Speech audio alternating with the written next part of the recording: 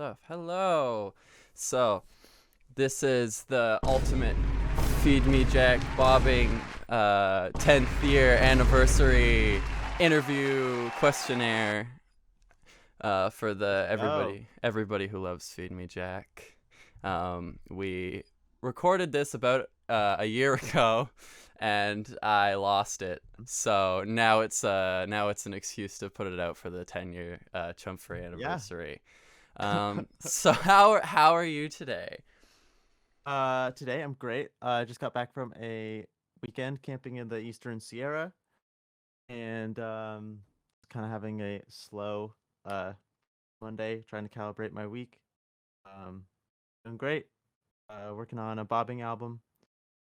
Um, Getting really into the thick of it these days, and between that and some production work I've been doing, I've been pretty busy on the music front. So life is good. So we just have a huge questions page that's been picking up more and more questions over the past 365 days and however long it was when I even first contacted you. So the secret's out. Cool. Everybody knows it's happening. All So, right, great. first question, and I'm hoping that we can use these more of like talking points and everything. So, first question is what is 99.9 the Goods FM? 99 point. Oh, the Goots FM. I have no fucking clue. Uh, I think we were like, yeah, okay. So that's at the end of a song. I think most likely we just like really Sven really uh liked that was fascinated with like the compressed, warm Terry Gross Yes. NPR kind of like vocal tone we were getting. So just kind of goofing around while we were checking the mic or something, and so it was rolling, and we kept it in. Uh, yeah, Yeah, that it's was great.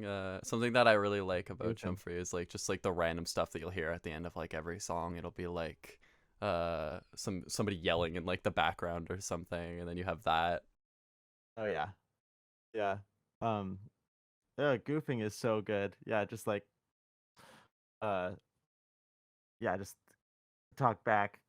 Um, yeah, I'm glad we like threw in a bunch of shit like that because there's always, I feel like on I've always been tempted to um put in just random things that people say uh like but I feel like as I've like done more recordings and stuff, like you're like, oh no, that's, you know, that's silly, just don't do that, just let it be the song. But No, like I'm so glad no. that back back then we were like less inhibited and wanted to include all this extra goofy nonsense shit, because I think that does make things a little bit more fun, and yeah, Yeah, no, I think that's kind of give definitely more of a like glimpse. it brings the energy up. I love it, Oh yeah, and I goofball think energy all the way. it definitely helps when like stuff like Chumfree isn't as like I think it wasn't as planned out as your other two projects, like in terms of like track No. listings. So having like a few Mhm. seconds at the end to recover from the song makes the next one feel a lot better. Yeah, like little pickled ginger just in between songs, Yeah, palate exactly. You know, cleanser. just that's I think that's exactly what everybody refers to it as. I think that's the music term. Uh, Yeah. Next question also is about Chumfree. It's the weird breath thing you do at I think the start of Promiscuity. Uh-huh. Uh-huh. Where did that come from? I don't know. Yeah, I think I just like, again, just goofing around, and then like, hey, like keep doing that. Uh and then being like, okay. And then just incorporating that as like a um I don't know. Sven was like really fascinated with it. Like, yeah, do that. Have that be like the thing. I think it's pretty Um cool. I don't know where I like picked it up from, but it stuck. Um it's kind of like an in out in out out in out out, like it's Yeah, so it's stupid. really hard to like go along with, and if you're ever like Yeah. I tend to mumble music while I'm listening to it in public, and that's definitely probably the most embarrassing thing to be doing. Just like walking down the street with your headphones on. Oh yeah, no, absolutely, absolutely. I've had somehow that wouldn't be the most embarrassing thing that I've repeated from a song.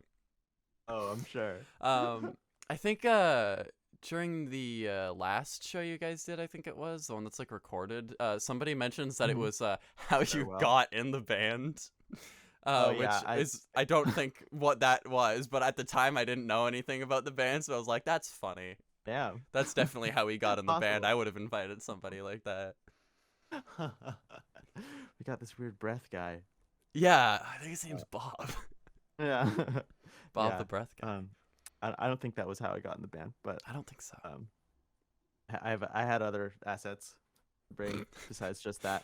Yeah, one or two other things going for you, but it's Yeah. like the main three. Yeah. Next question is the first Feed Me Jack song you guys ever worked on. Hmm. Um, Until then, it was called First Song it for a long was. time. Right. I do Yeah. remember. I don't know if I mention it later on here, but the Mhm.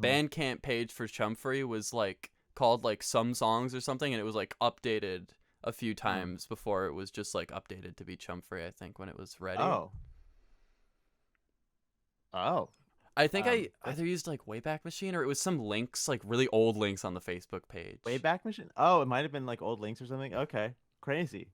Yeah. I think there was that, and then like a couple songs that we, like, it might have been earlier versions of other songs, or might have just been like Hmm. different, like random crap. Um.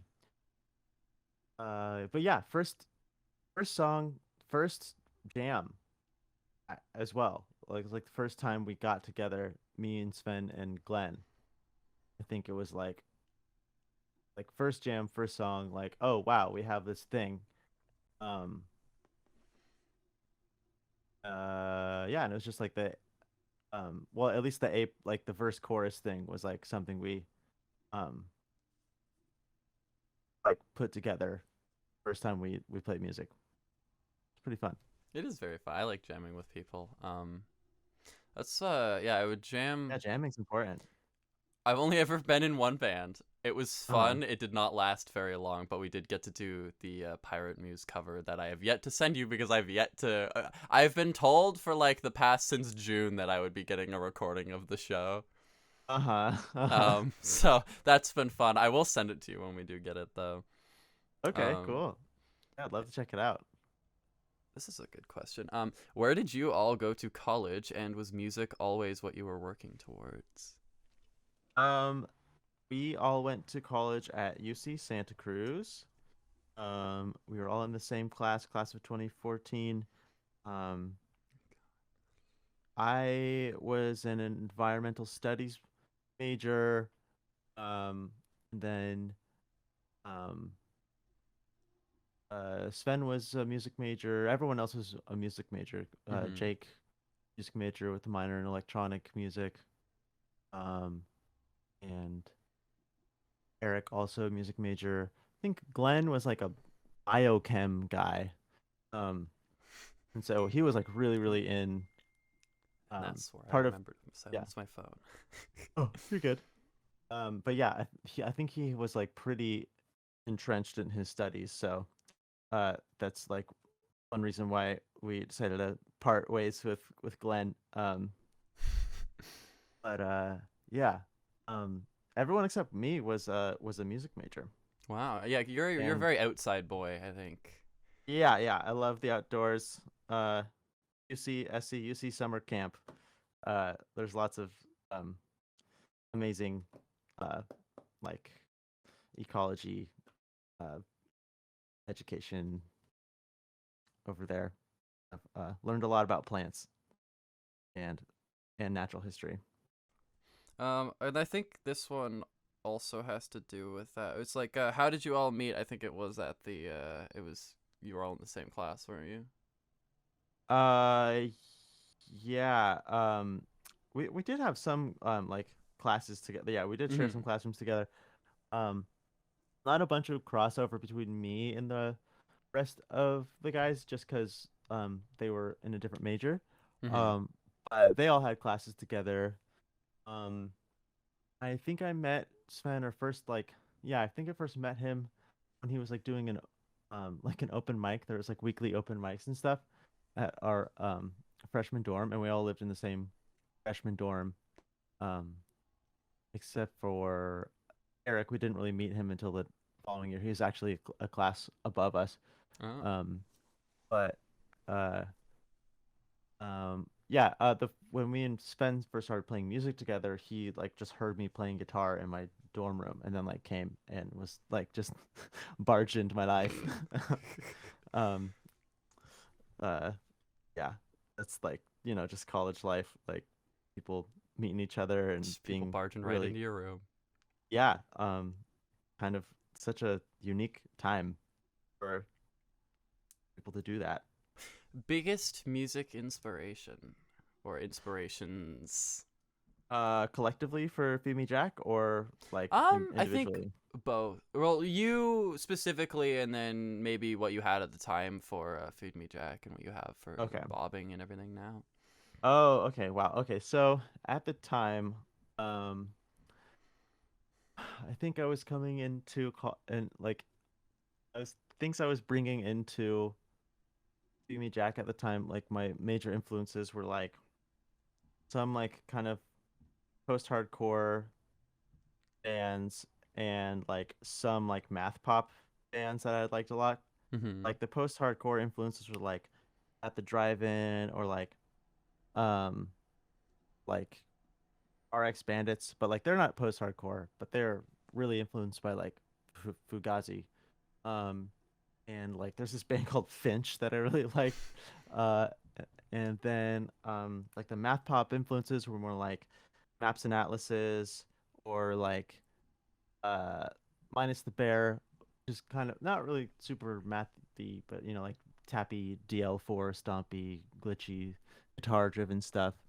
Forget what else I was listening to back then, but those are pretty big uh bands uh, that stick out in my mind. And then Sven was, I know he listened to like a ton of Alex G, and he really liked um Modest Mouse, and then he also liked a bunch of like old Delta Blues recordings and stuff. Mm-hmm. Um, he showed me a lot of.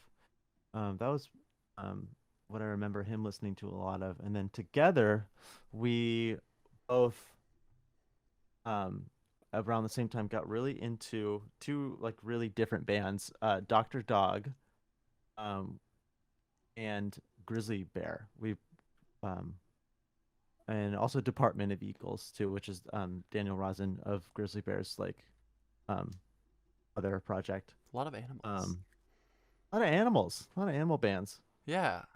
The I Department of never realized that. Eagles is that's who No One Does It Like You is by, right? Yes. Yeah. Yes. I remember. I did my homework. Nice.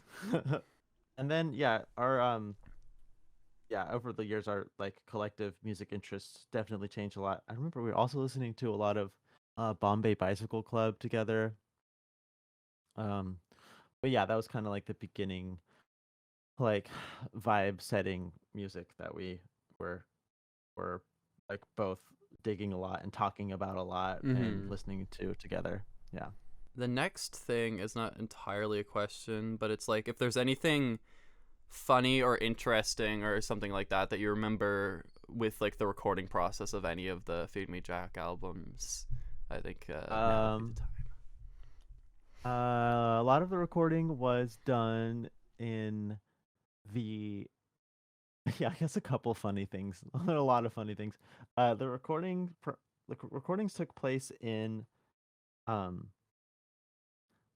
Sven's uh dorm slash apartment at one of the residential colleges, and then also took place at the music center recording room.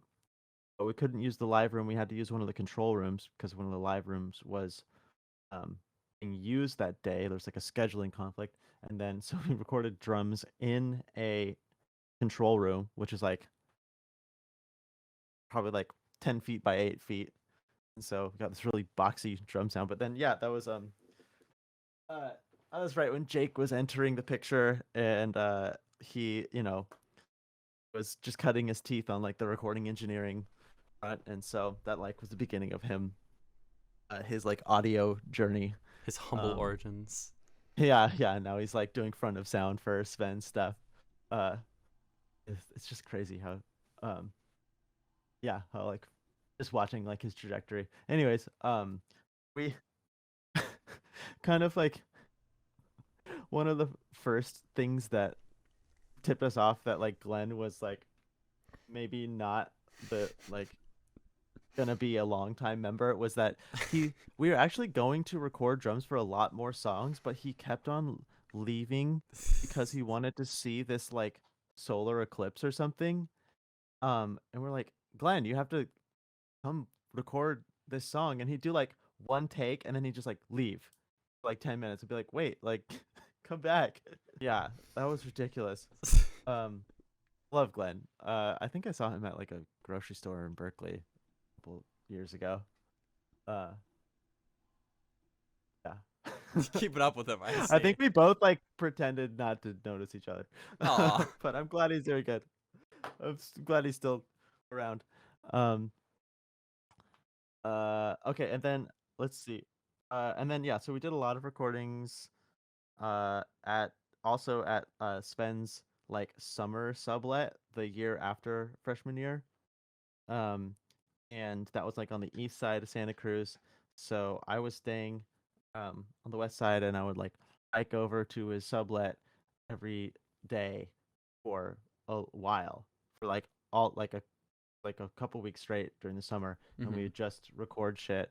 And I remember there was one uh empty room in his house, and so we used it kind of as like an echo chamber, this like empty bedroom, and we did like the like stomp clap stuff um on like um until then, and I think we did it in there. Yeah. Yeah, it's like um a guitar solo part, I think. yeah, the guitar solo part, and then we did some of like the background vocals to like Pirate Muse there. And we had Nikki come record his saxophone solo, not in that room, but in the sublet, and clarinet overdubs, and yeah, just like a bunch of, yeah, it was just like all into this like M audio like 2 channel recording interface DI, or like with like a SM57, like just real um really lo-fi, scrappy. Again, it's um humble origins. yeah, so that's, yeah, that's a couple memories I have of the Chumfree recording process. Did you ever plan on releasing any more albums as a band before the departure? We had 2 songs that were actually, we had recorded the skeletons for them. Um, and we didn't have an album in the works or anything, but we were putting together a fair amount of new material, and it was kind of starting to slow down at that point, just because I think everyone was kind of losing interest. Um, but the songs were a little bit more like epic in scale. They were like longer, Mm-hmm. and um I think like if we had finished them, they probably would have sounded something more like Anatolia, but like maybe like a little bit more spacious and less dense, but still like proggy and um kind of more like, like meandering stuff. Um yeah, I remember like being, there was like a conscious effort to kind of rehearse all of the little sonic elements as a band, like before going into the studio. um and um just because like recording Ultra Ego was just kind of a shit show, because it was very piecemeal the Mm. way that that was recorded. But anyways, yeah, we had 2 songs after Ultra Ego, and we went and recorded like the bones of them at Tiny Telephone. in San Francisco, which is no longer there. Um, and I remember the recording sounded pretty cool. Um, and the band broke up, and then I was kind of determined to get those songs out, and I wanted to finish them and do overdubs, but um, I think I was probably like the most uh, galvanized to do that out of everyone else. Everyone else kind of was ready to peace out from Mm-hmm. the project at that time, and so I wasn't uh, getting a bunch. I wasn't getting too much momentum with it, and a year or two after the band broke up, I was still kind of like had like one toe into the idea of finishing those songs, but then my friend Mm-hmm. was borrowing the hard drive and told me that the hard drive fell, Mm-hmm. uh, and um,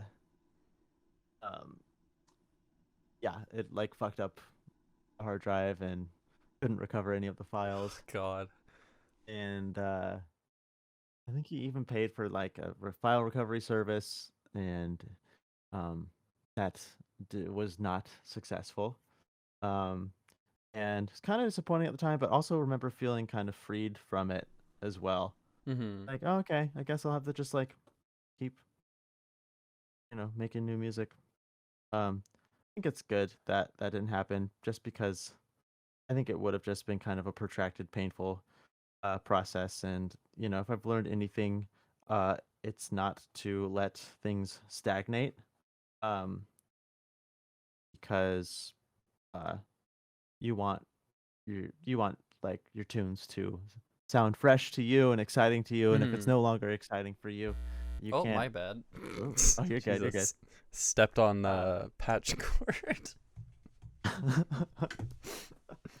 so my beeper.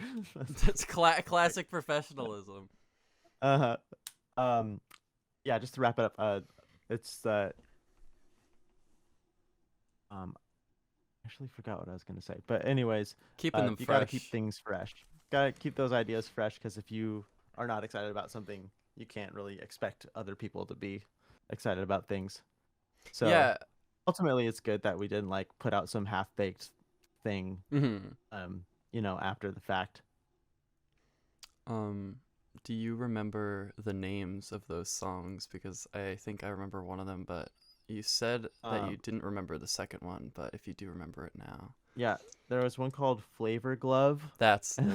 Yeah. and these are working titles. It Well, probably would have been yeah, something because the second one is a like. lot more, it sounds a lot more like a working title. Yeah, the other one's Norwegian Morning Wood, which was like, So there you have it. hey, yeah, Flavor there you Glove have and it. Norwegian Morning Wood are the most lucrative pieces of Feed Me Jack Lust media, and you will never have them.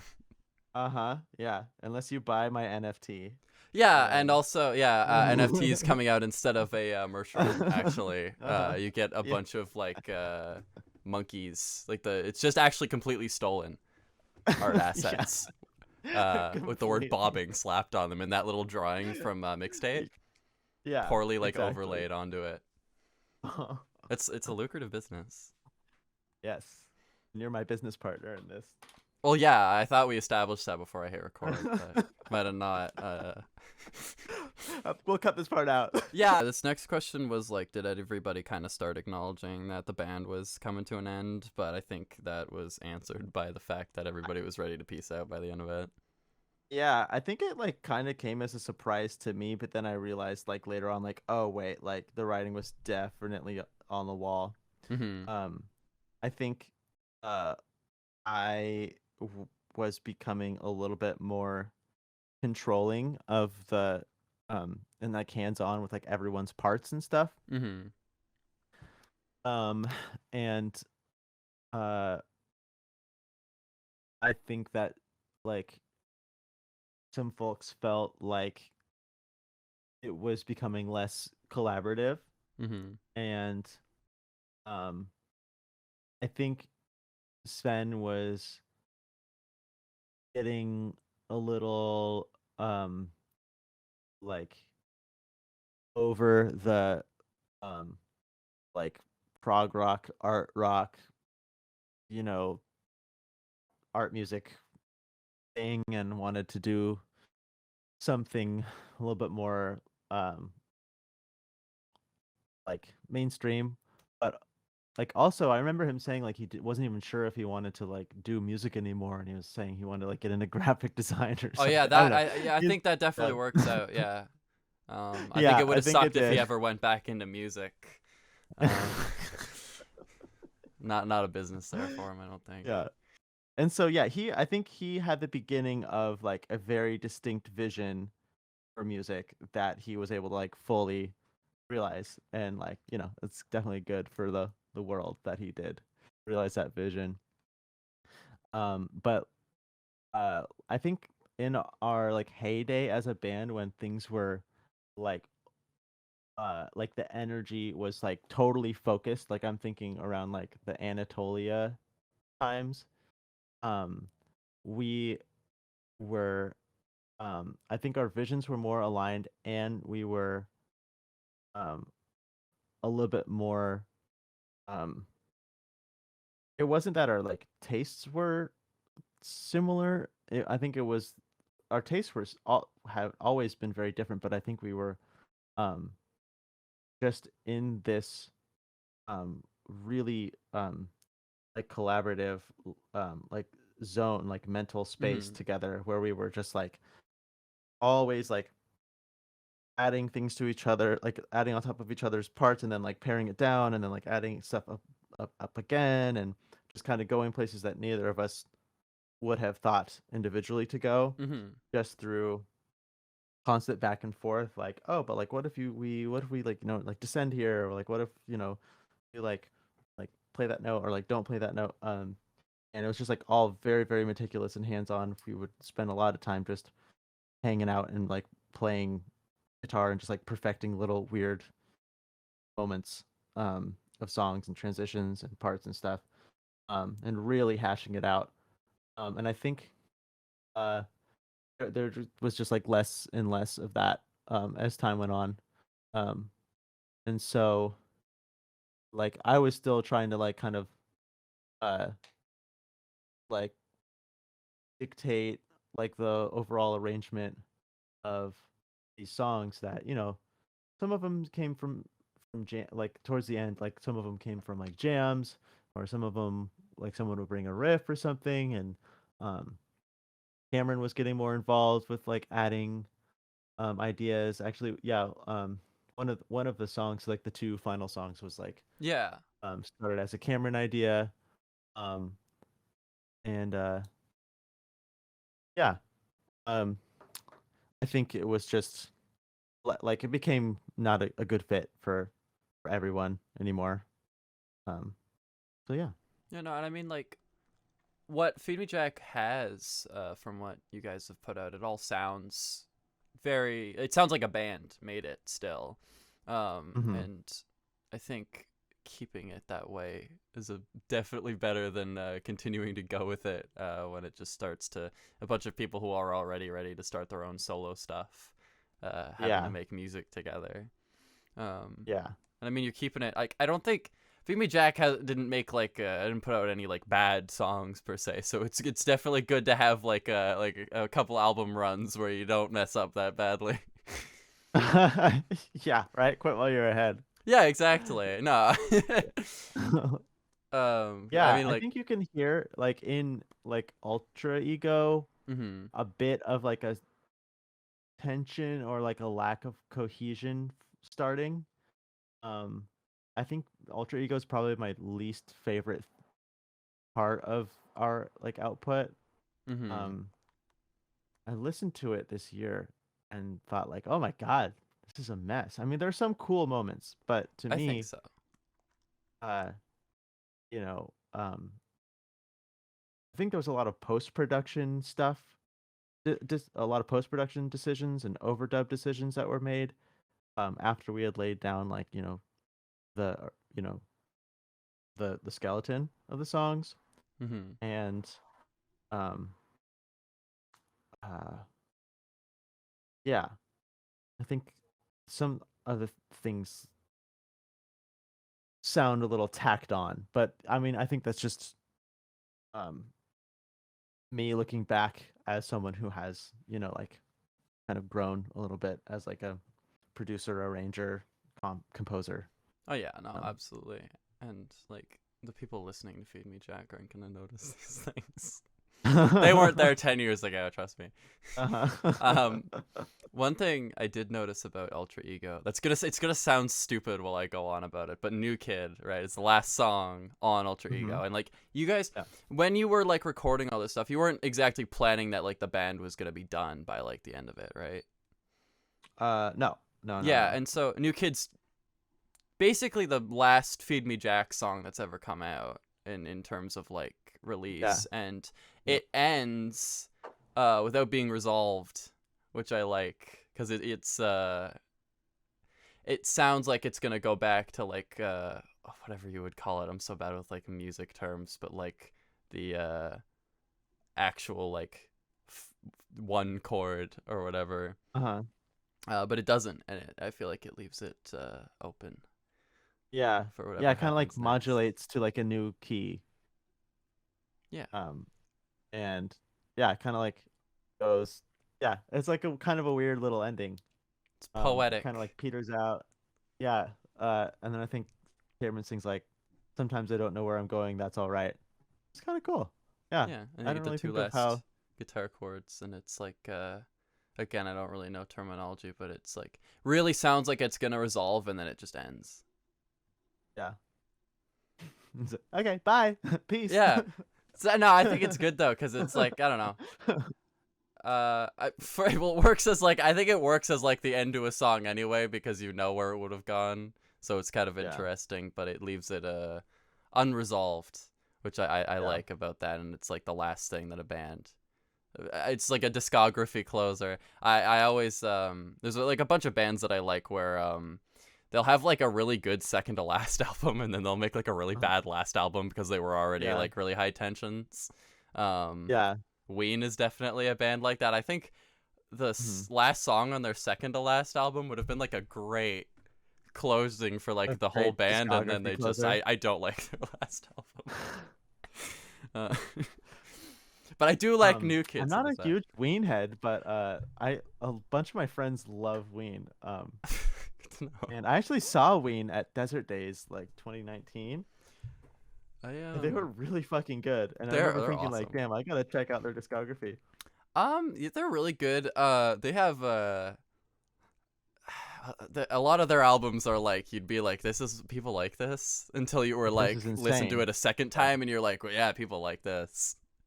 Okay, Um, so their album Bananas and Blow, is that their worst that's actually like a bad one? compilation album. The last album they Okay. made was La Cucaracha. It was like Cucaracha. Okay, I see. 2007. They still tour Yeah. like all the time. They did like Uh-huh. they did they were at the So they're not like like writing more 25th stuff. no, they weren't. They were at like the 25th like South Park anniversary concert with Primus because they did like a bunch of stuff for South Park, I think. Uh-huh. Um, so that I think that's the last like the latest thing that they've done. You can go fishing with their guitarist because he's a big Whoa. fishing guy. Um, Oh.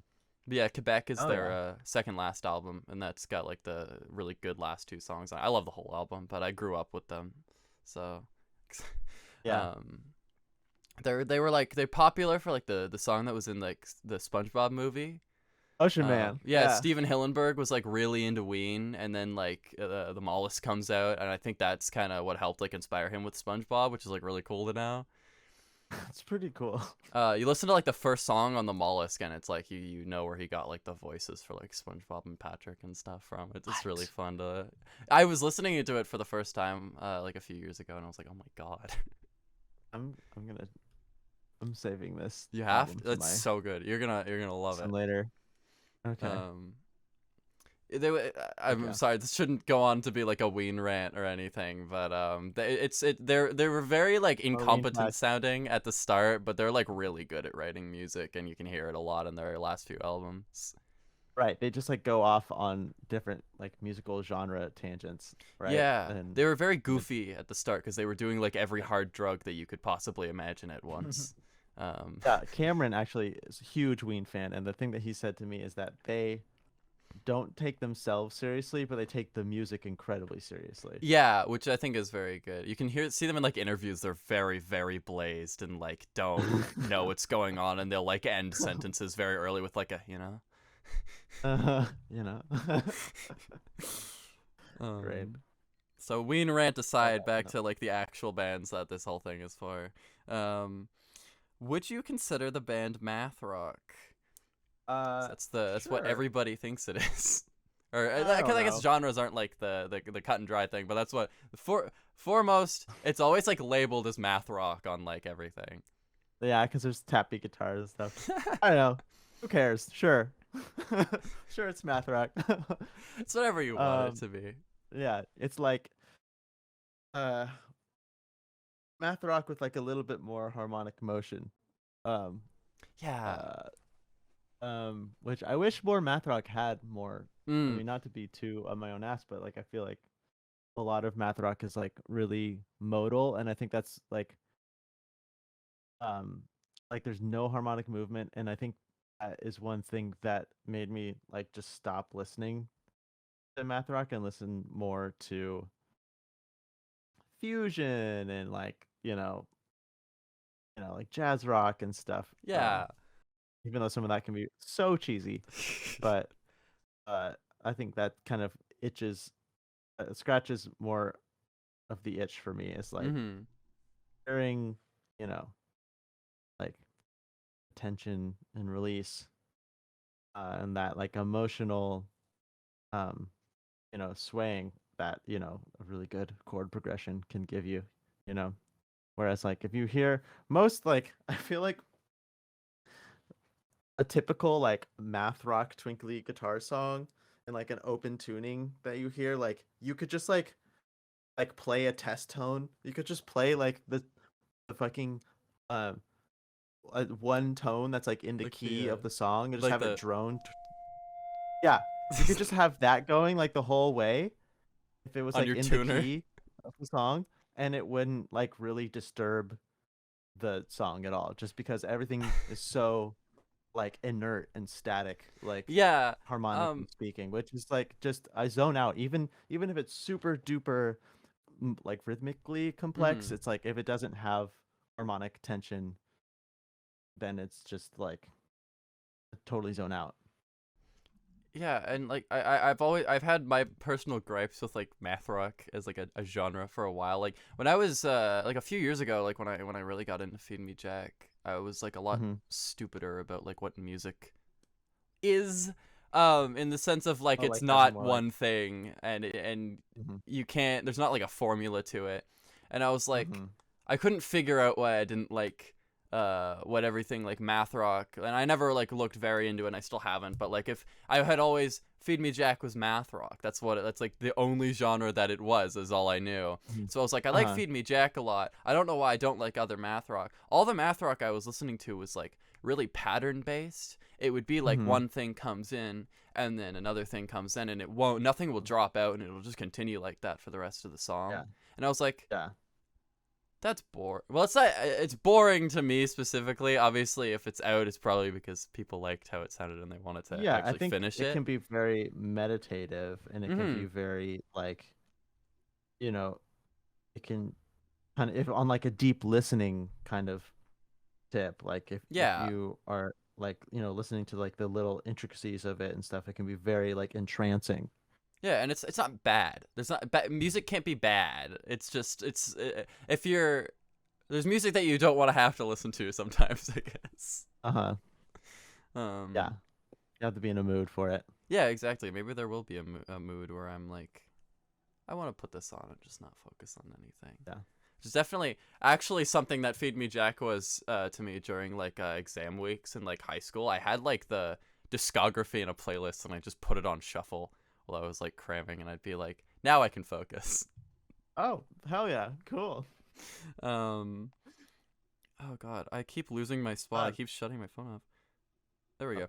This one I okay. think I remember was really funny. The best and worst show you've ever played, specifically, both for like Feed Me Jack and just in general. Okay, best show. I don't know, probably a house show. Probably, yeah, some sort of cramped Very house intimate. show. We did yeah, Sven lived at this house off of Ocean Street in Santa Cruz, and um it like used to be a punk house at some point, and and by the time he lived there, like just him and a couple other people, and Mm-hmm. we did have um a lot of we threw like a couple house shows there, and that was really fun. Mm-hmm. And like other places we lived, we had there were I don't know how to answer that question because like all the house shows were we had there were like at least a dozen that were just like so intense and amazing during our like stretch like of the house show days. Just because people were just like writhing around, and I don't know, like I feel like there was like very dedicated like local like scene where Mm-hmm. people people like really got into supporting the local bands, and I really hope that's still going on. um I think compare like in Santa Cruz specifically, um because there were so many bands that were just like so different that would play in the Santa Cruz like house show scene.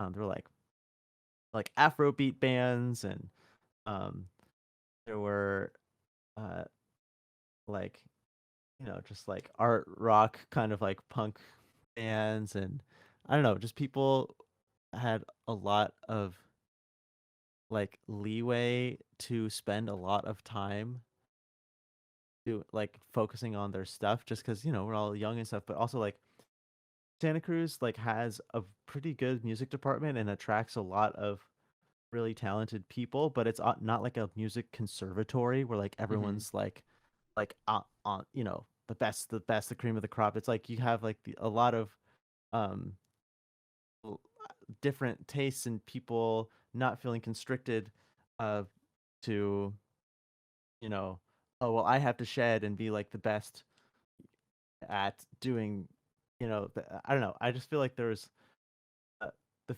fact that it wasn't like the um like the most like elite like uh like student body in terms of like the like music department meant that there was like such a big diversity of people just doing their own like weird things. So yeah, I just remember a lot of the, the bands being like really cool.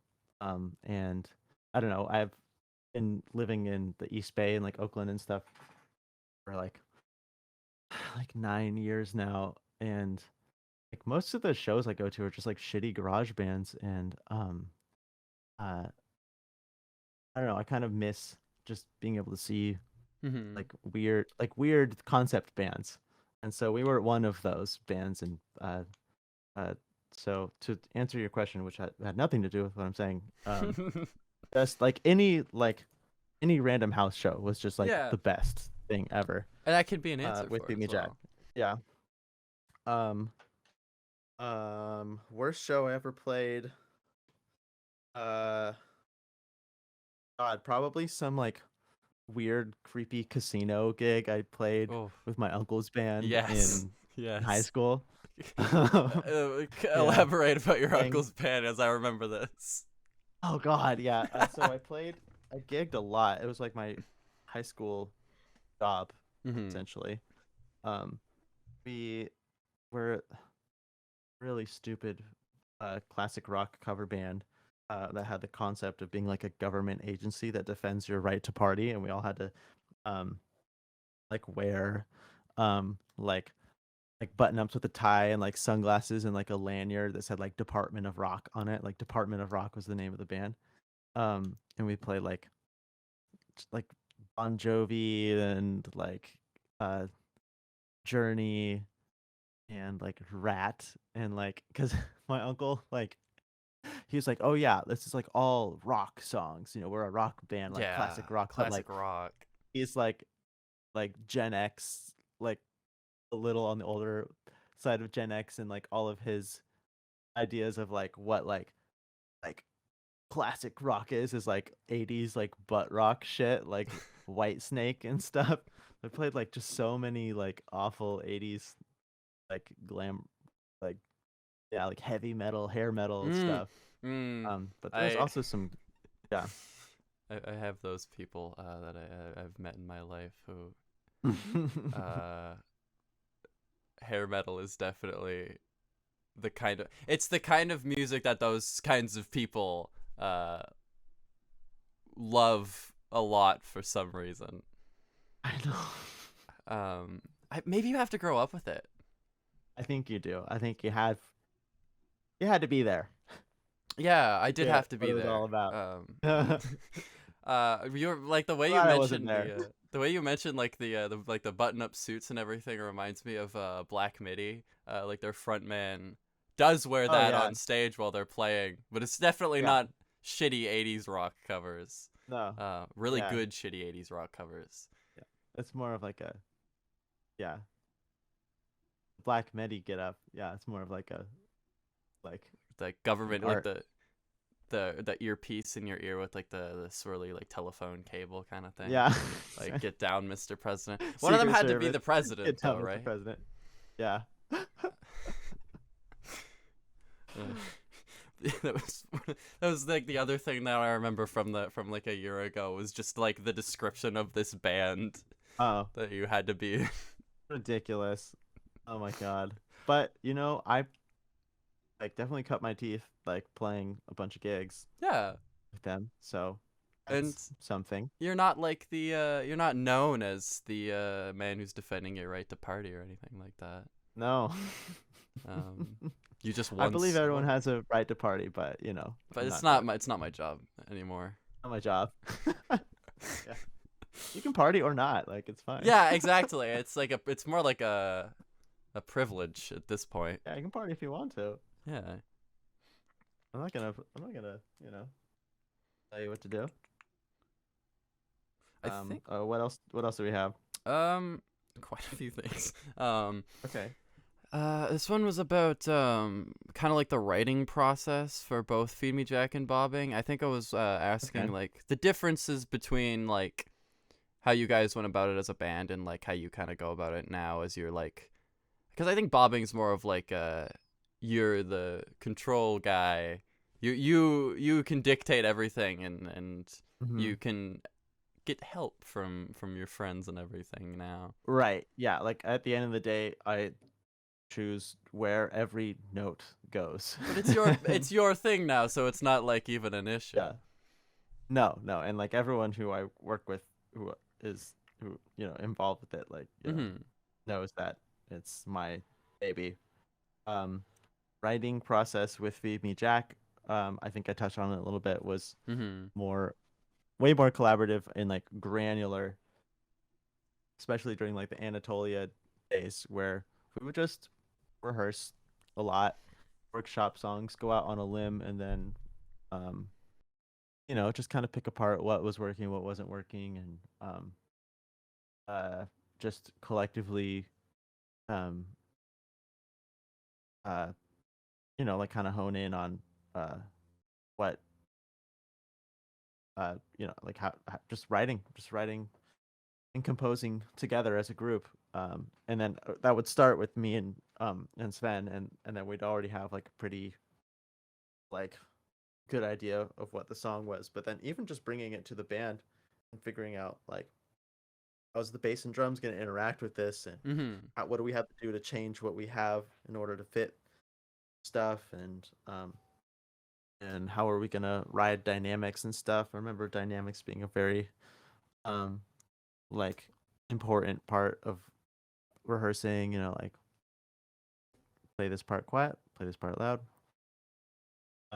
So yeah, all the yeah, like I think, but so that's kind of more like the Anatolia times, and then like Yeah. the Chumfree times, the writing process was just literally just like so chaotic.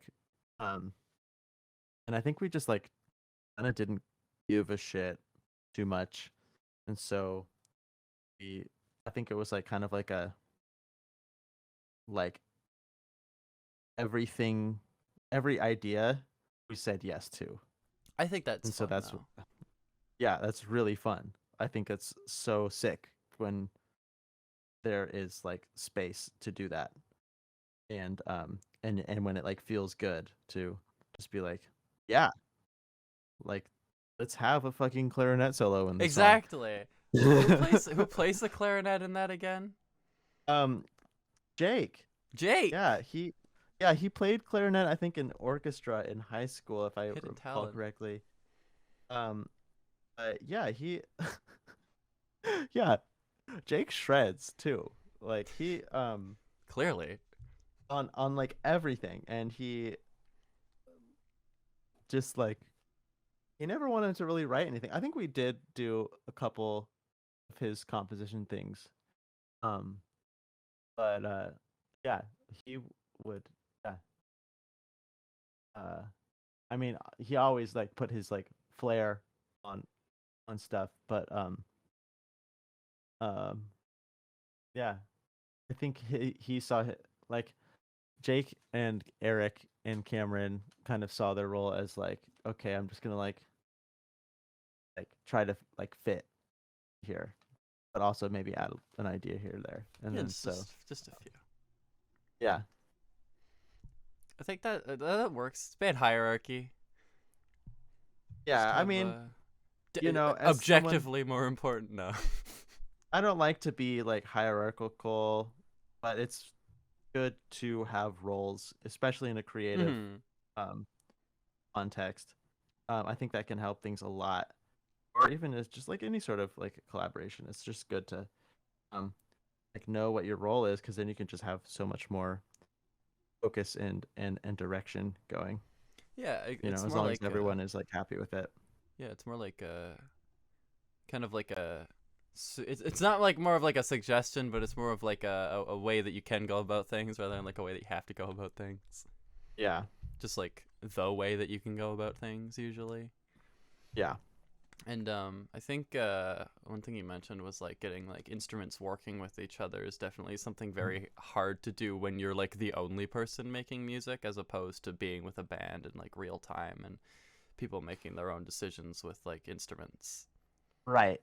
All the decisions are pared down versus like being at your DAW and Which I having am currently. literally infinite decisions. Yeah, Um, that's always like the worst part about it is like I could do yeah, anything right now, but I'd much rather currently at least yeah, be back with people who are like know more about their instrument than I do and can tell me that this works with that, and I'll be like, yeah, I could do this, and yeah. it's a lot Collaboration is easier. way more exciting and can yield much better Yeah. results. But if you're doing like a solo thing and you have a clear vision, you can you know execute very discrete, specific ideas, which Yeah. is also really cool. And I think this is where the questions get a bit. I think it's a lot less open ended. I think. No, I just Okay, have some specific Thunder fun. Round kind of questions. Yeah, I think so, because it stops. A lot of the first ones were like definitely discussion based, and now I'm Mhm. fucking not able to find it. There we go. This one's the best one, objectively. Can you tell us the story that led to your first Instagram post being Sven in a bra? Oh, I don't know. Uh, he I think he just like barged into my room and put on my girlfriend's at the time's bra. Uh, and I took a photo of him being ridiculous. And then uh I then shortly after, my girlfriend at the time was like, "Why aren't you on Instagram? Like, I'm gonna set up an Instagram account," and then posted that on my behalf. So it wasn't. It's not canonically a bobbing post. No, It's no, a no, sham, no. is what it It's a is. Yeah, I mean, the bobbing Instagram used to just be like my personal Instagram Oh for yeah, yeah. Which I a mean, couple of years. scrolling down that far is probably its own kind of like breach of privacy. But if it's to find that image, it's It's funny. public. It's Yeah, funny. He's a I like goofy that. It starts guy. with that. Yeah. I think this next question was supposed to be probably during like a pee break esque kind of thing where I was just gonna like say, what are your like socials and like where can people find your music? I think Oh, last year. uh, um, at underscore bobbing on Instagram. And that's kind of where I post most of my shit. Um, yeah, I'll just put that up like that's really big. It'll cover the yeah, whole it's just screen. there you go. Yeah, you can find most of what you need to know in the bobbing world. I'm just following my Instagram. The bobbing cinematic universe. Hmm. Yeah, I have a tune I'm working on right now. It's the it's for my album. The working title is Math Rock Cinematic Universe because I have Nay from Hikes and Marcos from Standards and Forrest from Covet on it. I think I listened to Standards before. I think I liked it a lot. You should Like, check out Standards. They're good. actually, I'm just gonna make sure that Power it's what Duo. I had listened to. Standards is They're fucking bonkers. was what I was thinking about. I had listened to Friends EP when it had come out, and I liked it a lot. Yeah, I've Yeah. just been getting to know Marcos. He's such a weirdo. Well, this He's is gonna awesome. be the Math Rock Cinematic Universe then. Yeah. 'Cause, At your least stuff's like in that tune. your stuff's definitely more mathy than like Feed Me Jack as a whole was. Yeah. I yeah, I think so. It has mathy moments. It's just I don't know. I'm bad with genre, but I like it a lot. math is kind of more of like a vibe than Yeah, actually, like I guess rock is more of the defined by genre. like yeah, like weird time signatures. Doesn't even need to really have a weird time signature in it to be math necessarily. Yeah, people had always like the when I was looking into it like years ago when I didn't even really know what it was. Everybody would be like, "It's just emo jazz," and I was like, "I don't know what either Emo of those are. I jazz. don't know what either of those are specifically. I'm like 3 years younger than I am now. I don't know anything about music." All right, Now what else back do we have? a bunch more lightning round stuff. That name of the song on Chumfree that's like unpronounceable. I think I had asked, Yeah. what is that? And It's someone's. I think it's an X of. I don't think it is. It's like an anagram of someone's name who, and that's all I'll say about that. a question about in the intro of Jelly the Queen, something I had noticed. Uh-huh. When that like synth intro comes on, you can hear Yeah. somebody like fiddling with an electric guitar that's not plugged in. If you're listening closely Okay. enough, I had noticed Alright. it and I was like, is this like an accident or was it something that was like thrown in there just for Let me listen funsies? to it real quick. Yeah, hopefully you'll be able to hear it and I won't sound insane. Oh yeah. Okay, yeah. So what that probably was like this song was originally gonna start as a guitar intro, and that was probably some bleed from the drums or like the vocal mic or something. Mm-hmm. Yeah, that's probably some bleed from like the original um like intro. But yeah, I added the weird synth intro.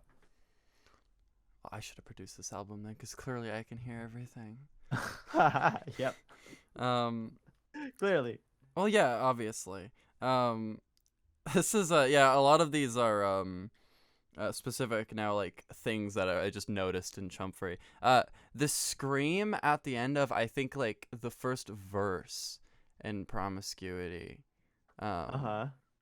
or it would have I been like think I know what you're talking about. yeah, it's right before the second verse at least. It's like a scream I during know what like the you're talking about. quiet, uh, Yeah. Yeah. uh, What is it? yeah. What is it? I think I'm saying you think I give a fuck? I think we were just in some weird delirious exchange where I was just screaming. And Sven thought it was funny, so I just kept doing it. Catharsis. Catharsis. Meditative, as listen- you said, with music. Because I had remembered, I had referred to it as a woman's scream when I first asked you, which is funny. Yeah, I was really screeching there. Yeah. You were. I thought it was like a sample from Doctor Strangelove or Some something. movie or something. Yeah. Yeah, which is I think what's No, not sampled that in the part. song. Yeah. I've yet to watch it, but I Mhm. probably should. Yeah. Um, It's okay. Kubrick, you know. Second thing of this is for Pirate Muse during the clarinet solo. There's like a two people are talking, Don't fool with me. and it sounds Yeah. like it's from something, but I have no clue what it is. I think it's Booker White. It is a Delta bluesman who Sven really liked, and I think he just liked the way that his voice sounded and found Mhm. a clip of him speaking and just threw it in there. Very good. And then there's somebody else speaking, but I think you had mentioned it was just one of you guys. Or I think it was something like Glenn. Yeah, Yeah. and I think he was saying something silly, and Sven put that in and like tried to splice it, but it's like mixed really low. Can't really hear Yeah, what it it's is. well, it's noticeable just because like it's a break in the song. There's like three instruments going on, but Yeah. it sounded like they were having a conversation, but I had no clue what these people would have been saying, and now I'm like probably not having a conversation then. Yeah, the next question was about the album art. Who did the art for each of the albums? Christian Talley. He did the art for all the albums except for Ultra Ego. And Alter Ego was Phoenix, right? Phoenix Delman. And Phoenix does my artwork for popping stuff now. Yes. Who does the artwork for Still Woozy's like EPs and like singles and stuff? That would be his wife, Amia. Oh. Yeah. Yes. I think I had read that at least at some point, but I haven't listened to Still Woozy in quite a while. Mhm. Yeah, Amia's she is a nurse now. She is like a registered nurse. And so I don't know how often she can do art stuff, but she's also an incredibly gifted artist. I really like the art on those, and also Yeah, your very stuff. Obviously, spacey. I really It like fits his Phoenix's music art. very well. It does. Yeah. And I think Phoenix's art fits yours. I really like the pointillism. I think it's called. Oh yeah. Yeah. Yeah. I'll put up Christian and Phoenix's stuff in the description. Cool. This was a good one. Are you aware of Until Then being in a video with over 1 million views about the video game Team Fortress 2? Yeah, I think I talked to that guy Funke because or Funke, I don't know. I think it's just Funk. But yeah. Yeah, I don't remember how, but I became aware of that, and I talked to him at some point this year because I was like, hey, like, do you know any like indie game developers who need like a score done for their game? Because like I'm kind of interested in doing something like that. And then he's like, I'll let you know if I do. So that's cool. Yeah, he had also this was before he made another video. I think he mentioned Anatolia in one of his other videos because he was just talking about concept albums. Yeah, he's like a big Fumi Jack fan. That's Yeah, really... he's how I think like probably 90% of the people in our Discord server found out about Feed Me Jack, and I think that's That's great. probably a large boost for like Until Then. And I remember hearing Definitely You in a video, and I was That's like, cool. oh, that's cool. But I hadn't watched him that much at the time. But That's sweet. I think it's fun that like one of his most popular videos is the one with Feed Me Jack in it. Yeah, hell yeah. Yeah, free advertising. Free publicity. Exactly. I love that. We had already gone over the fact that it was Doctor Strangelove and Promiscuity, but if there's anything other than the fact that you guys just liked the movie at some point. Yeah, I don't know. The name Phoebe Jack comes from that movie. I also forgot about that. Yeah, I don't know. I think I just liked it, and I was 19, and I was like, oh, this is like a cool movie. We should, like reference it somehow. And then we just chose this like really vaguely misogynist scene from the movie. That's a to clip theme for into this Chumfree. vaguely misogynist song. Yeah. Because it was originally titled like "On the Promiscuity of Women," wasn't it? Yeah, Yeah. it was. So it's being out to be 19. Yeah, Heartbreak, I'm assuming, was Whatever. something that had happened during the Probably writing same of the thing. album. Yeah, somehow jilted. Yeah. At least it's not on some like incel shit. I'll post Chumfree on the front of r/incels next time the subreddit gets opened back up for you. Free publicity. Yeah. I think the use of samples in Chumfree is pretty fun. It's like in the Yeah. breaks and everything. It's only when like you don't get to hear all the crazy wacky instruments all at once. Can you explain the ending of Yes School, which I think is right before Oh. Chicken Sized Nugget? Yeah, that is Cameron. Oh, it's Cameron. It was describing a giant chicken nugget. It was Yeah. the size and shape, like molded to be the shape of a chicken. Oh, it's like the shape of a chicken as well. Yeah, it's the size and shape of like a rotisserie chicken, but it's just all nugget inside. And it's family sized. Family sized nugget. Which sounds vile.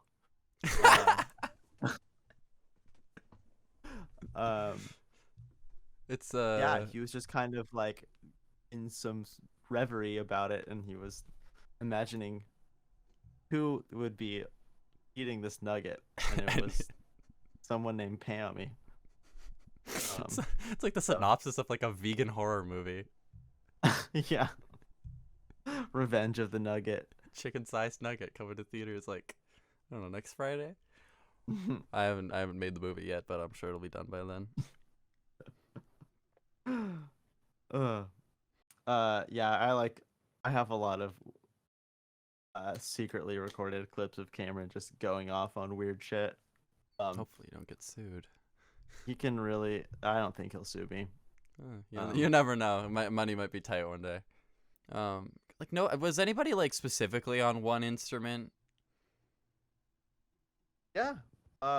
Well, for Chumfree, I did bass and guitar, and Sven also played bass and guitar. And then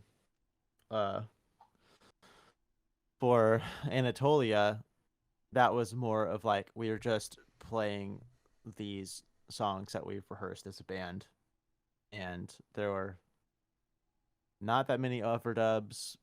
It was all pretty much we're just playing what we played as a band.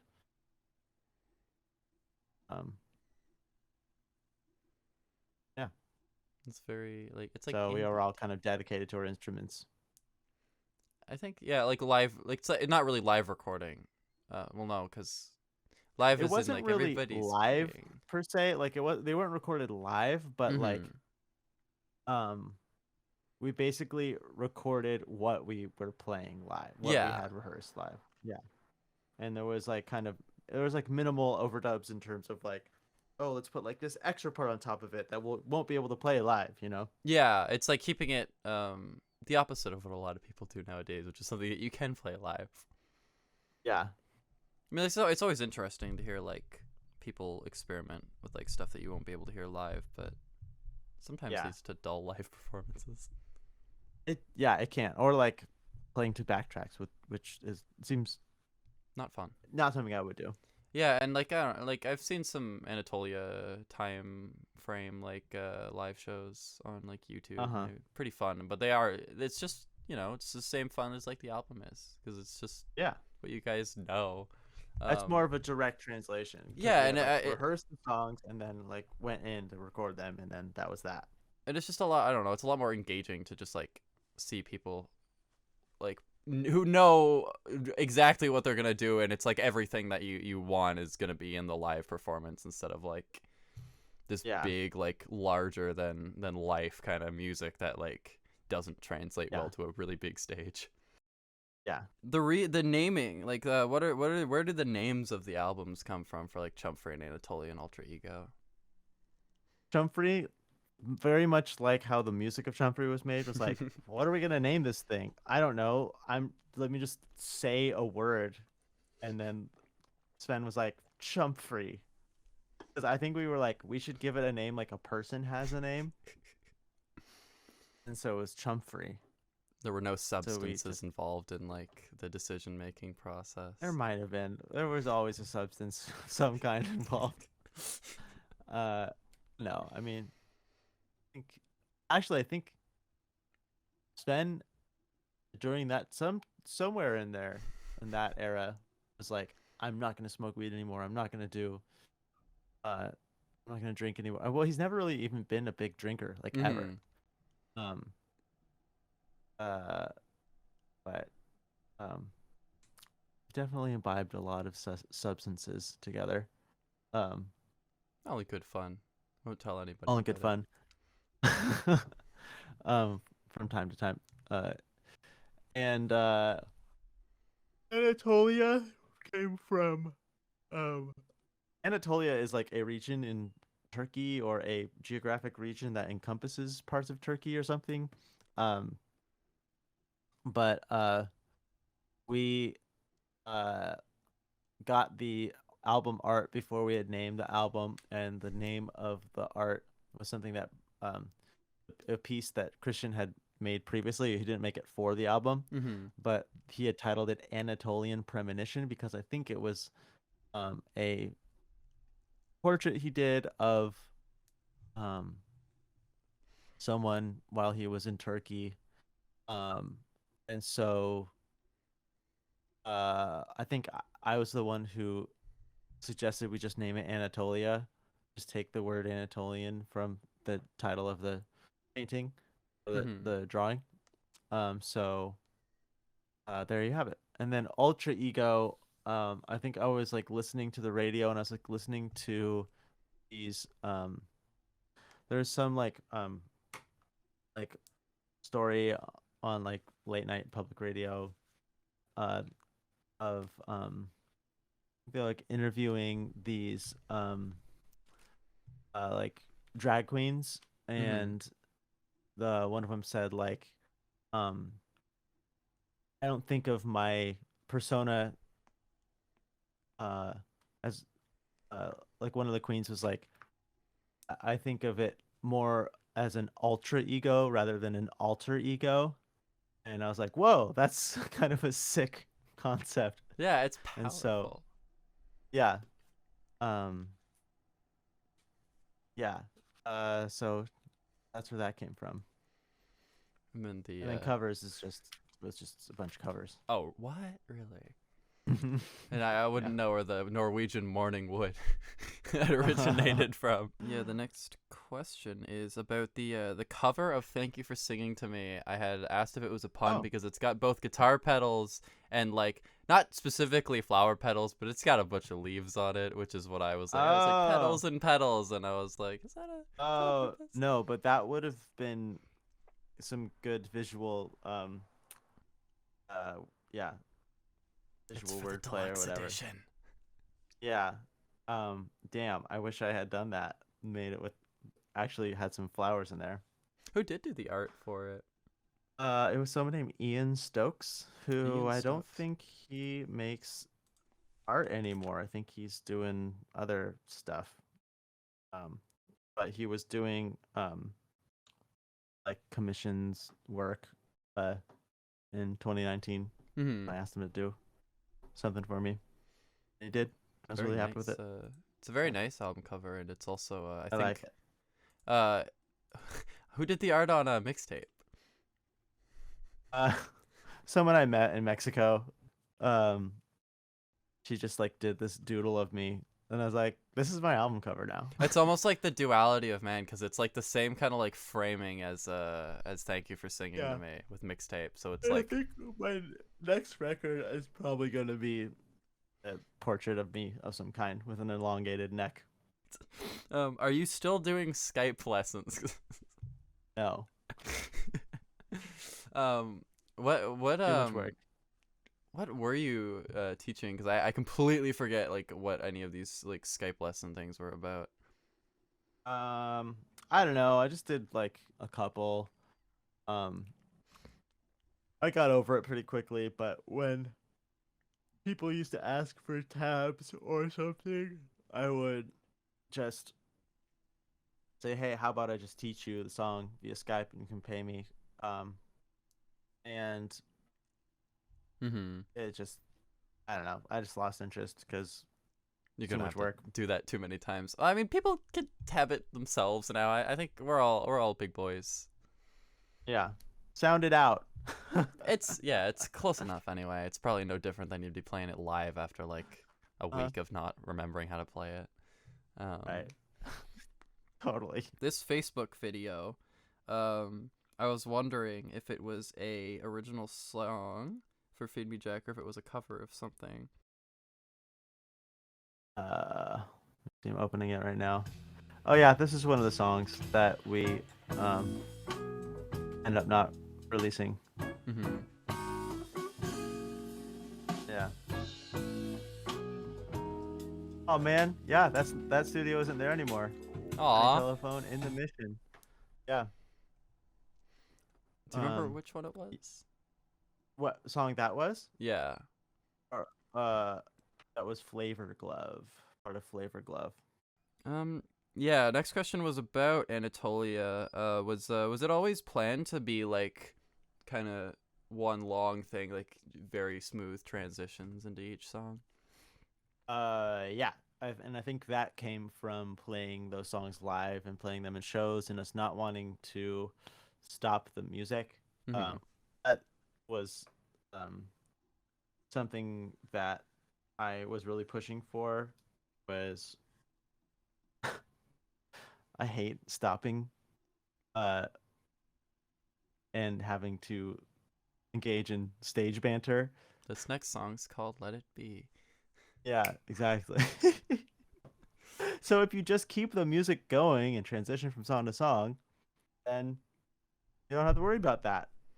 Have you ever had like you're like playing and there's like a really quiet or like a stop or a break that like goes on for like long enough for the audience to start like applauding before you have to like jump back into it? I feel like that would be very awkward. Yeah. Yeah, definitely. Certain parts of people don't know whether or not to clap or like when to clap. And so there's usually a couple like, yeah, yeah. It's good when You know? like they'll like cheer as if like they meant to while you're still going, but it's like really bad when you'll hear like the start of it and you start playing again, everybody instantly like stops. Like, oh, yeah. They're still playing music. Yeah, I was gonna also ask. The first song does not transition into the second song, and the second to last song does not transition into the last song. Right. So it wasn't like, yeah, it wasn't like totally thoroughly Mm-hmm. concept album style, but Just like we didn't have anything in mind, or it just sounded better didn't without really it. have anything in mind. Yeah, Yeah. it fits anyway. I mean, like you can really anticipate the next song after it anyway. Yeah, what did you sample at the start of "Take It Away" there? Because there's like it's like a TV or like radio or what have you. Oh,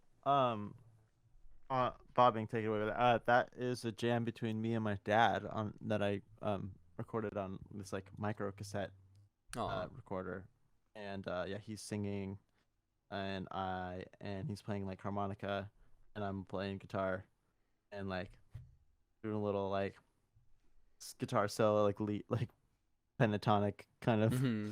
uh thing. Yeah, I just thought that was kind of a fun thing to do, and also he said, "Take it away there, Bob." So I had it's kind of cute. I put it on in the car like when it came out like with my grandmother and she was like really into the first few seconds of it and then like the second it switched over she was like what? She's like, "Oh wait, come on." Come on. So we'll have to expect like an EP with that kind of music for my grandmother someday. I'll make it for Okay. her. Well, if you get my vinyl, there is I extended that part as like kind of a Sonic Easter egg. Get the vinyl. Yeah, get the vinyl. Can you put like a banner that says Yeah, "Get no, the yeah, vinyl"? I'll have it like I'll have a really really loud alarm in case people aren't watching and they're just listening. Air horn. Next question, and this is for First Interlude on that's right before the cover of Twice, right? Yes. Yeah. Yeah. It only on the YouTube auto upload does it credit Nikki Nice. Oh yeah. Who I'm assuming is Nikki. That's Nikki.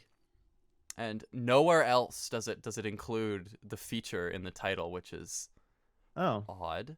that's odd. But Kind of yeah, I was wondering algorithm like who shit. is. I was like, I'm assuming it's the same Nikki because That's it's a Nikki. saxophone, but just in case there was like a second one who might also be a pilot. A second saxophone playing Nikki. Nope.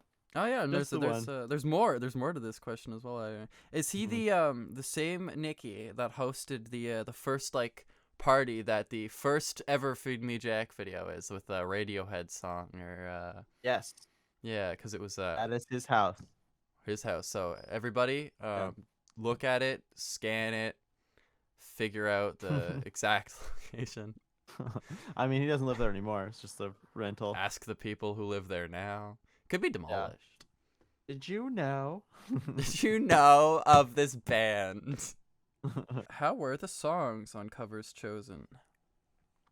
Songs on covers were chosen by some folks who had we had a Kickstarter Mm-hmm. for our tour and our album production costs.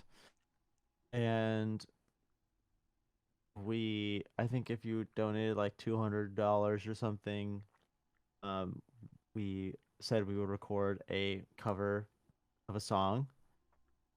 And then at some point that like snowballed into us making a covers EP. Mm-hmm. And remember having to push really hard for that to like happen. And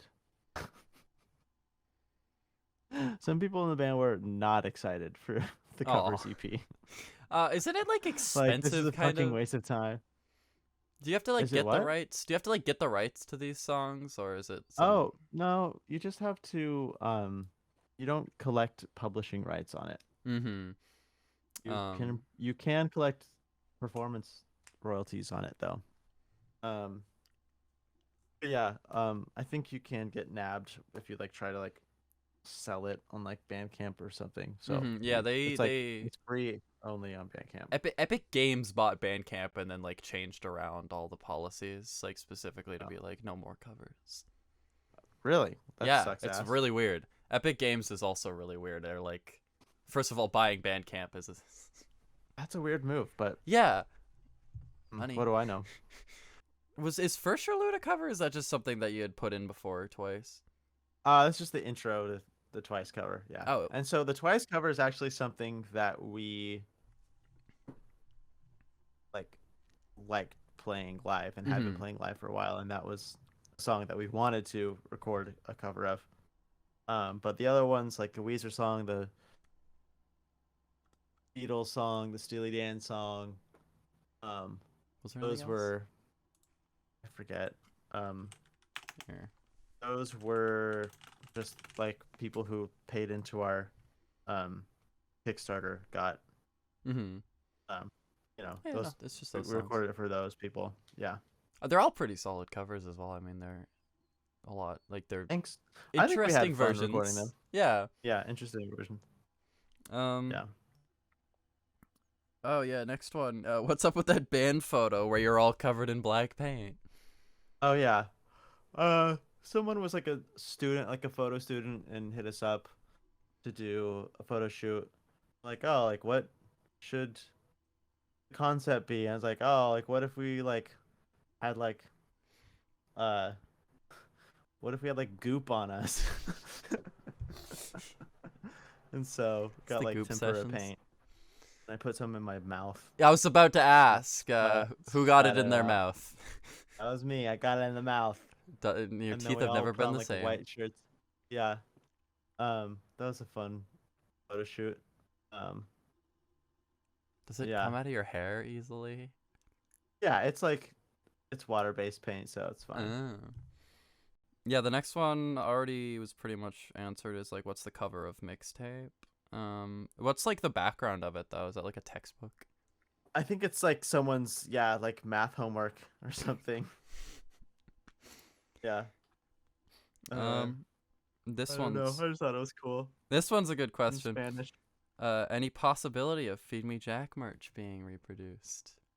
Talking to someone who did my bobbing vinyl about doing a run of some Phoebe Jack vinyl.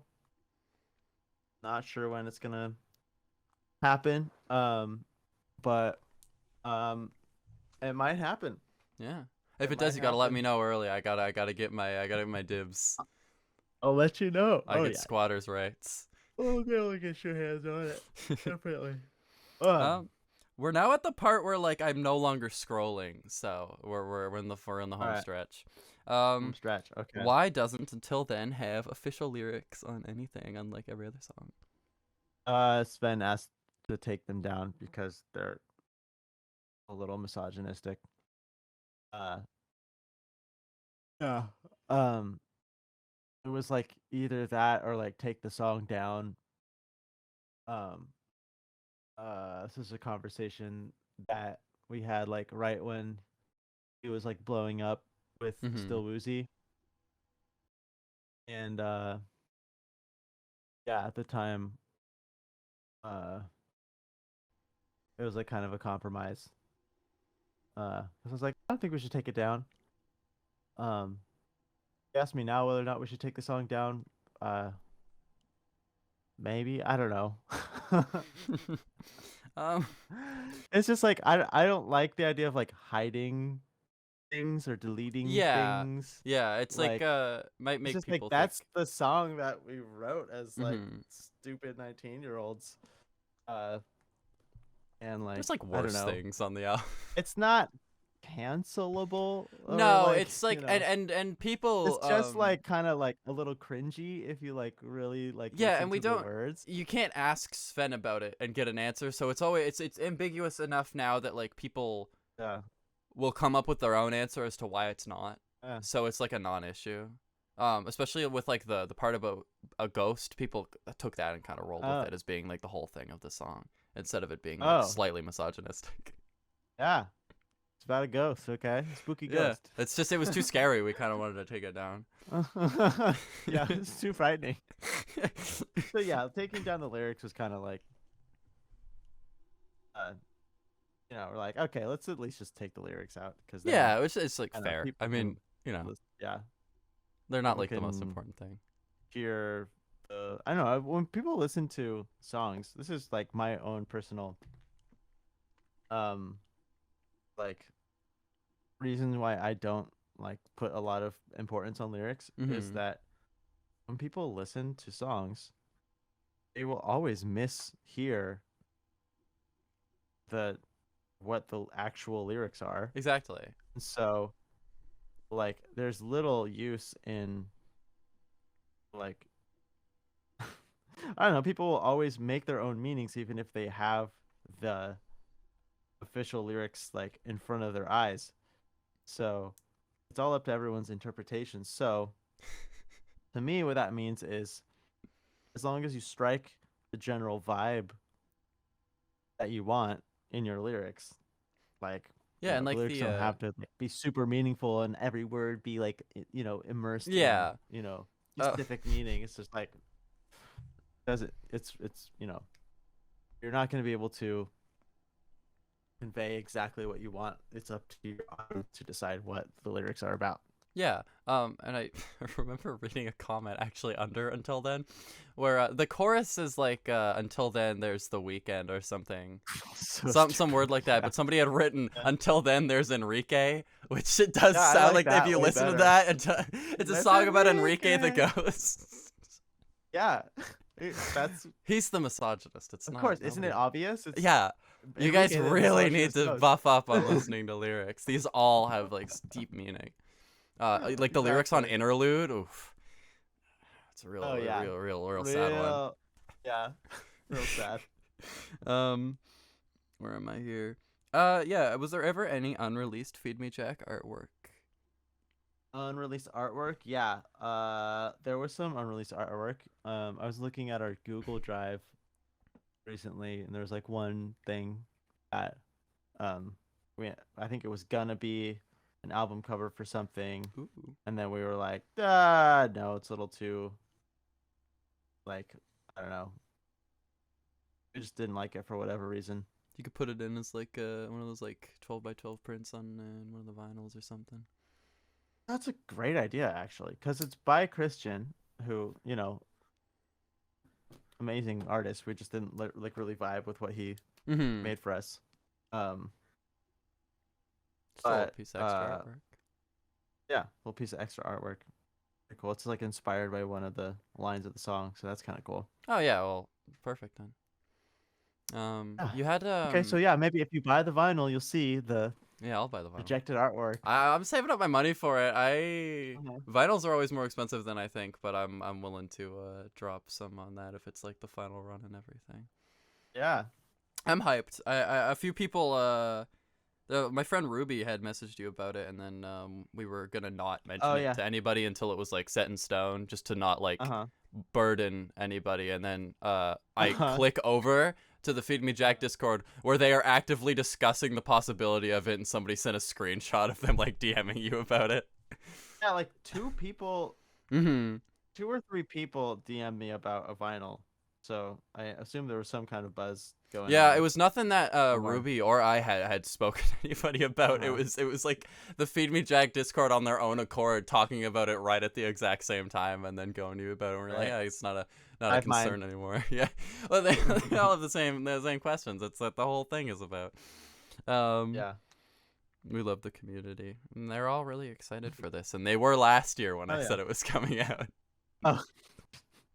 Well, now it's really coming out. Yeah, and I'm not deleting it this time. Well, I'll just have to. Well, 11th anniversary. I'll have to make you do another merch run. Yeah. Yeah, for this. Just keep this going. Yeah, it's like it's my business plan. I can just get more insight into your life every single year. It's really slow, but it works out. Okay. Yeah, it works. Biggest inspiration for your like recent stuff? Like, what kind of sounds do you think we can expect without giving away too much on the new bobbing album? I don't know. I listen to a lot of different stuff. My inspirations, more workflow related than like listening, like based off of anything I've been listening to. I've been really inspired by sampling myself, doing sound design without making a song per se, just trying to get a cool sound, and then later on manipulating that sound to make like a basis for a song. And so that's been cool because it kind of feels more like I'm discovering what the music is rather than trying to craft some sort of composition. But that's how most of the tunes on the album were made. Kind of like working with the music. It's like organic kind of growth. Yeah. With that.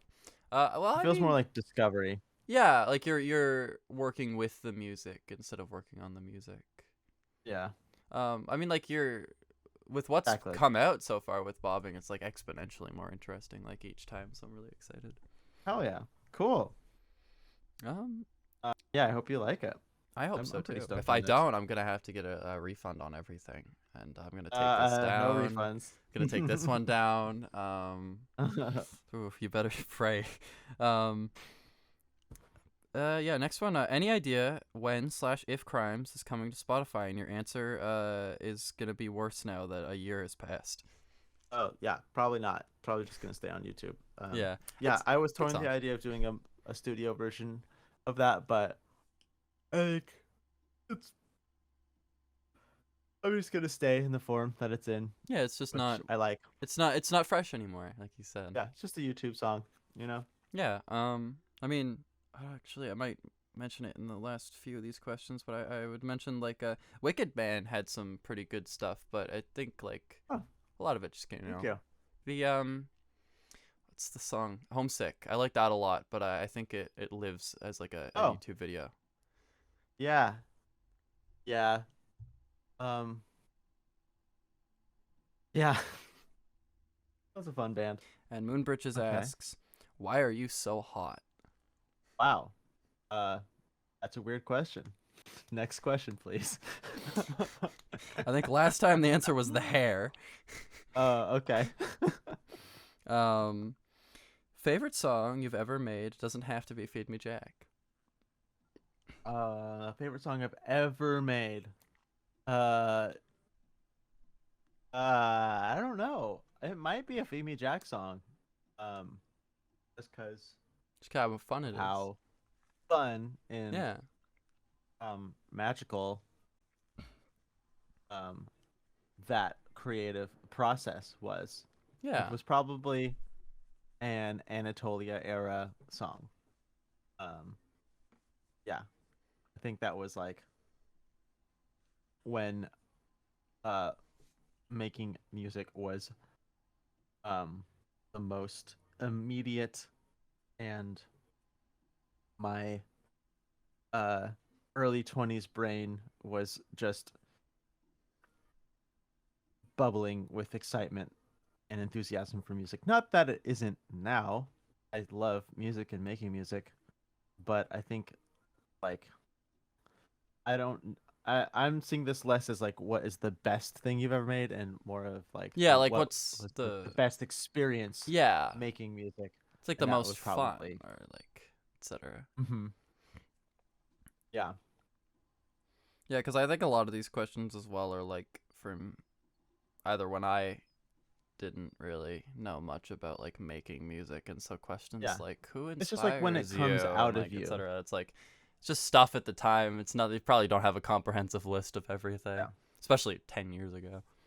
Yeah. Well, it's like, when you're like really like in it and you're in like a flow state, that's crazy and it's amazing. And I've had that with making some bobbing music. But then when you're in like a crazy flow state with in a like collaborative context, like Mhm. that's even crazier and more fun. Yeah, next one's just like, what bands do you think sound kind of like Feed Me Jack? That kind of keep that sound going. A few people were interested in just kind of seeing what they Uh, could listen to. what do I think sounds kind of like Feed Me Jack? Yeah, same kind of like vibe. Even doesn't even have to be the same kind of genre or Um, sound or anything. Same vibe in terms of like really agile guitar based melodic interesting music is Hikes. People should definitely check out Hikes. Hikes will be in the Um, description. and then I know that we're like, it's like Hikes is like listed amongst like similar artists on Spotify. Um, and I know like Monobody, like some early Monobody stuff. I think that's even the artist that yeah, Monobody. Yeah. They had some stuff that we I know Jake was listening to a lot of it, and we kind of like aspired to sound a lot like that, or kind of go for that like really um like agile, like jazzy proggy instrumental vibe. And then if anyone uh also there's this band Japandi Mm-hmm. that was like they were kind of like similar to Feed Me Jack, where they like were just like a college band that like disbanded like pretty early on in their Let's do most like bands. journey. Good Yeah. bands. But I think they were from San Diego, and Jake uh he was really into that, and when they were um like a local band in Mm-hmm. San Diego, and he really turned me on to them when we were in Feed Me Jack together, and they kind of have like a similar like kind of like that like homespun prog rock, kind of more like a fun like prog rock but fun, guitar based music, but like with like a light heartedness to it. Yeah. So yeah, those are a couple bands I would throw out. What about that? During like, your last show, during like the Promiscuity, the saxophone solo was replaced with a solo from another band, and I'm completely forgetting what band it was. It was Promiscuity. yeah, Oh, during that live oh, performance. we did a Deer Hunter cover inside of Right, Promiscuity. Deer Yeah, Hunter. I keep mixing up like yeah. Deer Hoof and Deer Hunter. I think there's a band Oh called yeah. Deer Hoof. Yeah, Deer Hoof actually is my favorite band. They're Oh, so well, good. then it works out.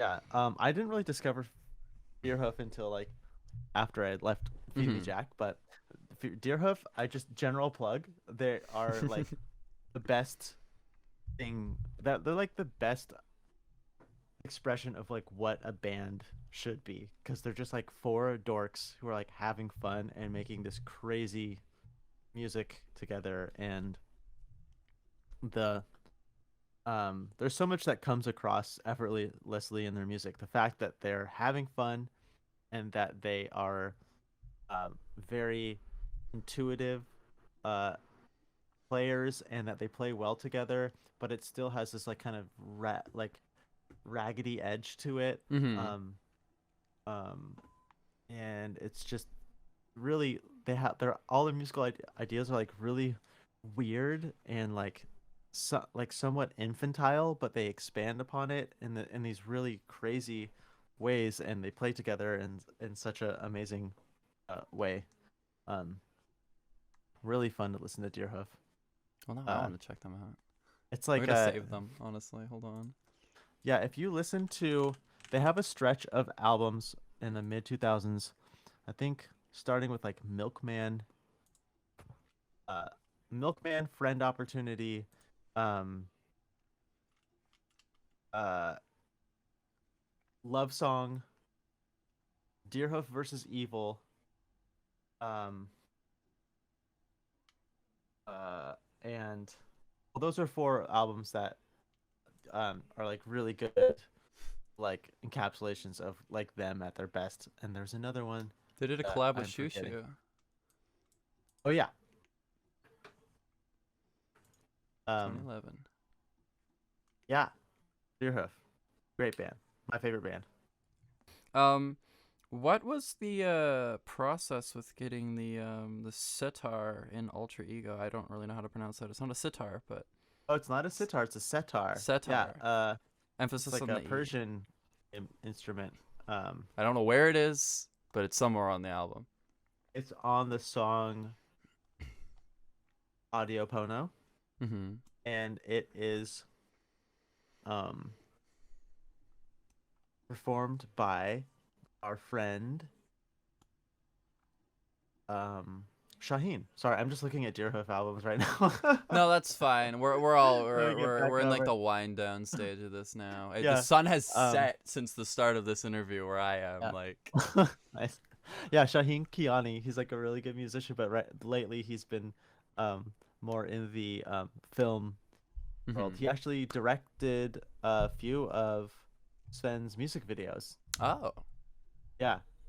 Um, yeah, he's amazing. He's Sven has really fun music videos. psycho. He's like this crazy creative person.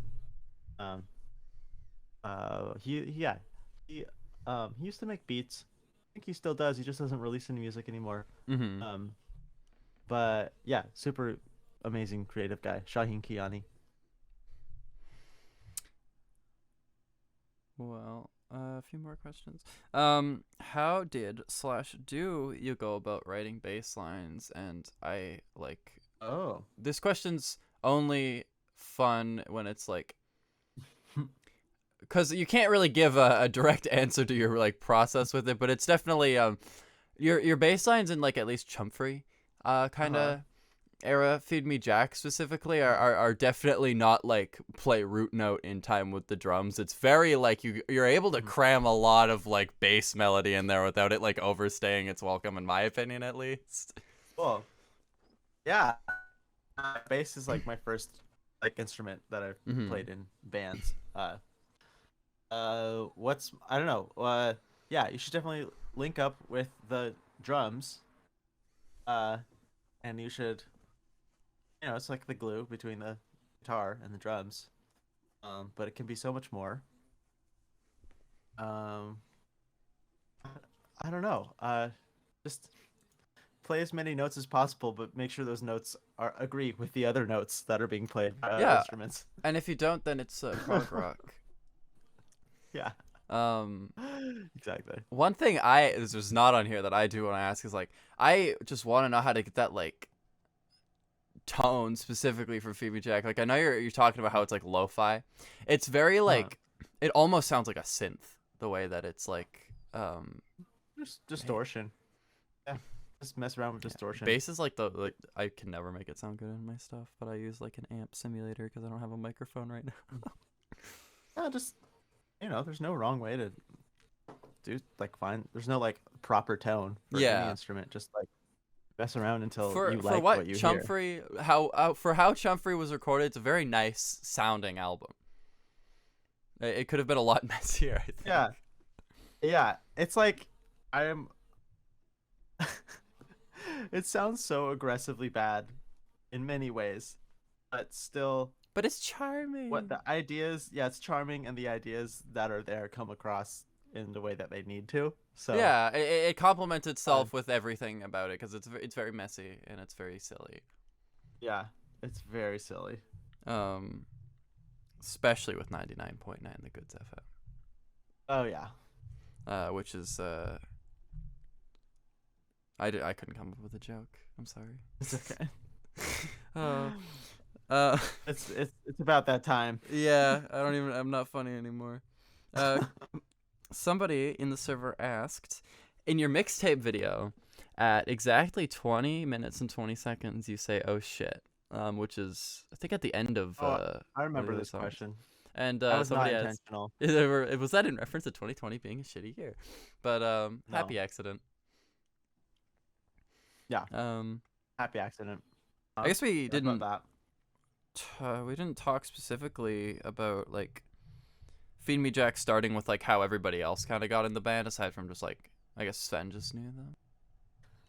You're asking how people entered the band? Yeah. Okay, so Sven and I had a couple guitar jams together. Then we went to a rehearsal.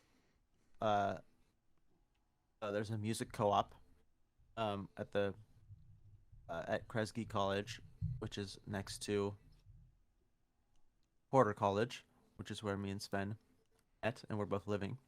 If you UC Santa Cruz is like composed of a bunch of residential colleges. So, anyways, we went to the music co-op, and he was like, "Yeah, I know this drummer guy." So then it was just me, and Sven, and the drummer guy who was Glenn, and then after